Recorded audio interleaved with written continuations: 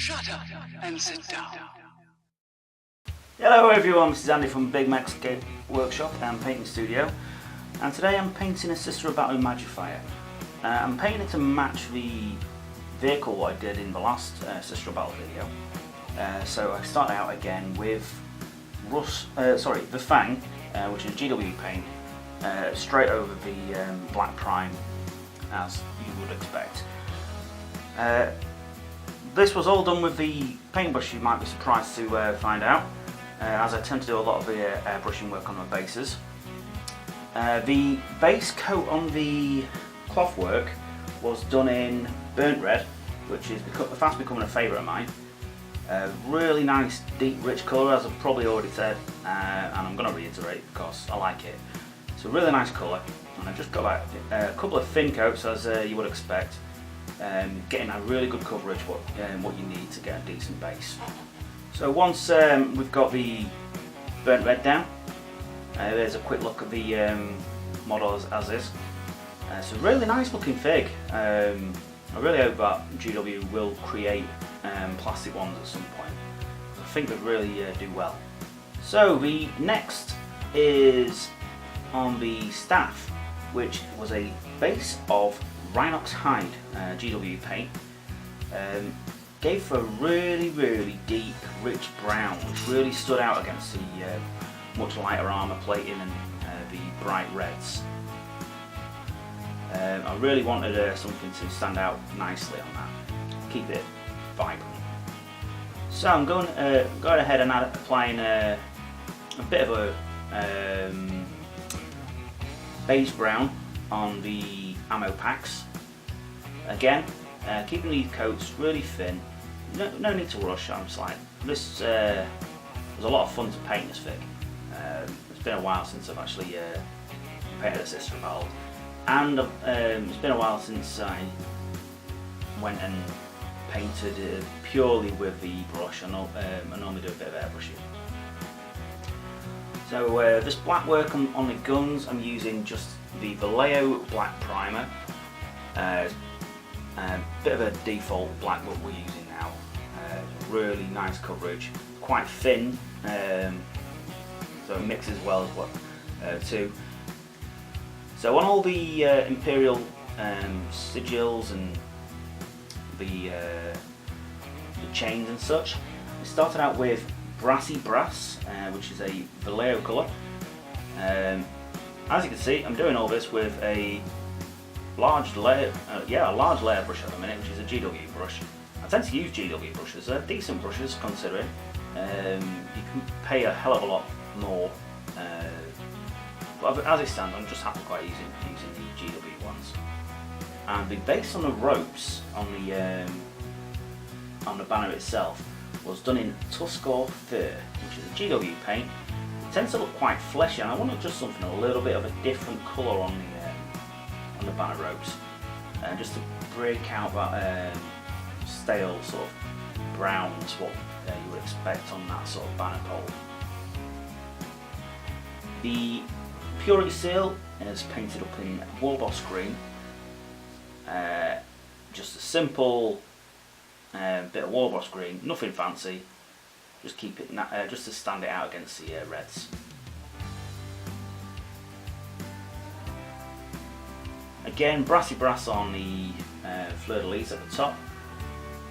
This is something I just forgot to paint earlier, so I came back to do it on video whilst I'm going around all the different bits and pieces what the Sister actually has.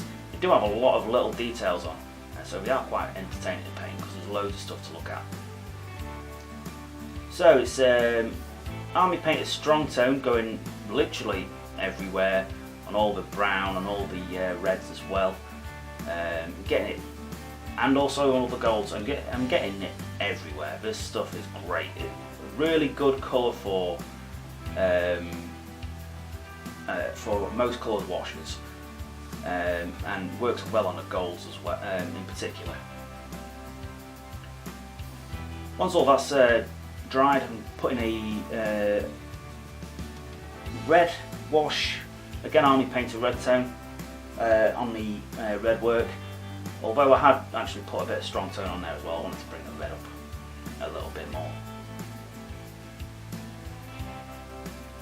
Again, you can use Caribou Crimson or any red wash. They all do the same job. Some look slightly different to others, but they'll work nicely. The Drakenhof Nightshade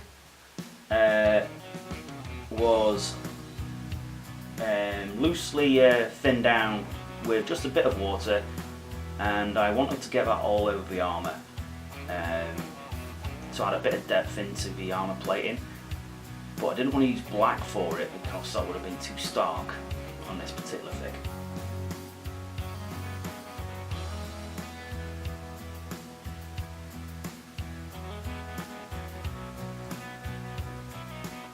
So now we're painting up the armour plating using oh no, sorry, my mistake.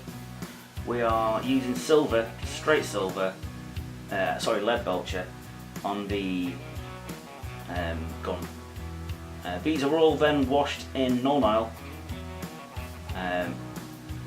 which is my our go-to wash for black, for silver work. It's just such a great colour, and it also comes out slightly grimy, which is becoming a sort of style of mine at the minute.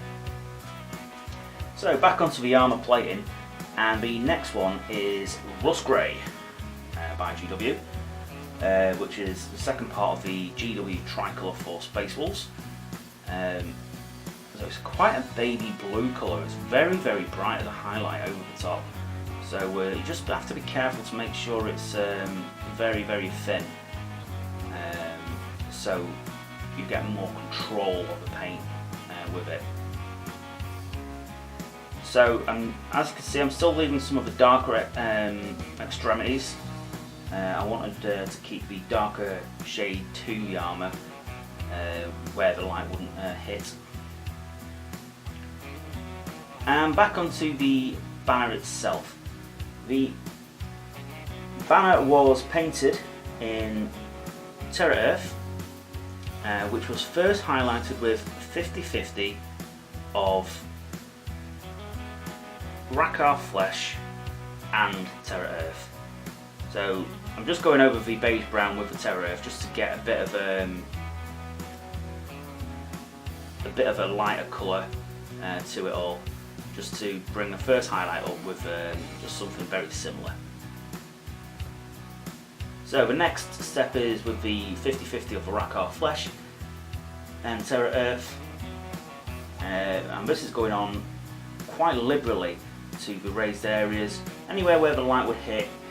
It's quite a flowing piece, so you can really be generous with it. So have a bit of fun with this section, because there's plenty of places where the highlights can go. Once that's down, it is straight up Rakarth Flesh, just working in the highlights, adding additional sort of flaws into the paper as well, into the parchment. Makes it look really interesting and brings out them folds.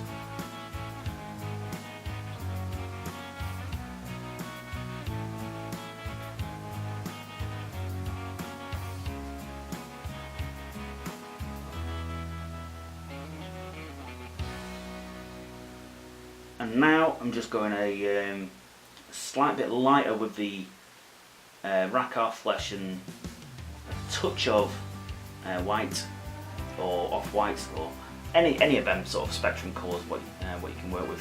Even light flesh would work well, just to add some more brightness to the paper or the fabric, whatever it is. I hadn't really decided what I was painting it at, I just wanted it to look sort of bannerish. So the next step on the cloth work was done in Gory Red. Now be careful with this stuff, it comes out very shiny, it's got sort of a gloss effect to it.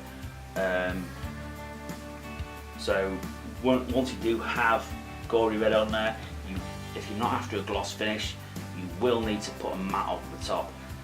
So just be aware that Gory Red has a sort of a gloss finish to it. it is a very nice colour, and it really does highlight the burnt red nicely.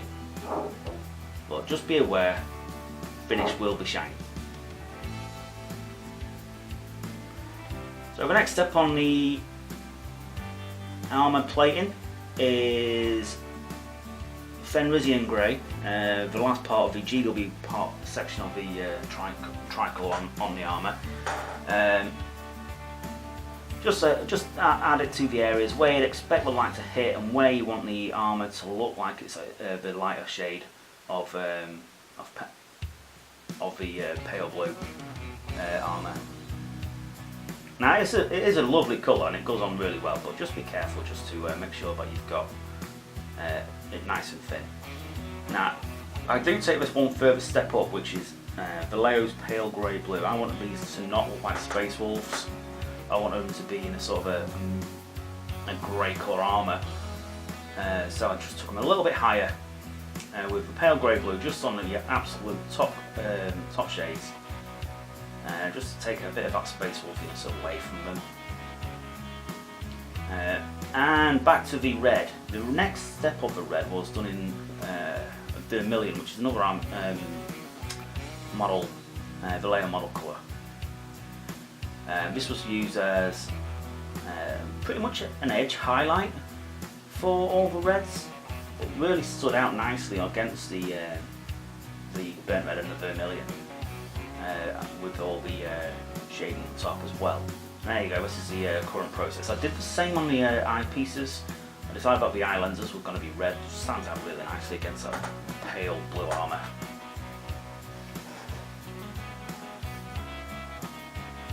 And now back to the metal work. This is done in an army painted gold. Now it's not a very strong pigment, so I had to do this again in a second highlight, what I wouldn't normally do. So just be careful with some of your golds. I find that I'm probably getting ready for some replacement golds, to be fair. Mine are definitely on the way out. So this is a problem I've been having for a while with my gold work.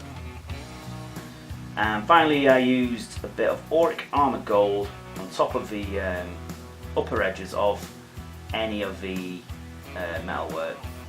Okay, so back onto the ropes. The ropes were highlighted in Acadian flesh, which goes really well over the Tuscarora fur. Makes for a quite interesting sort of off-red colour if you keep it gentle.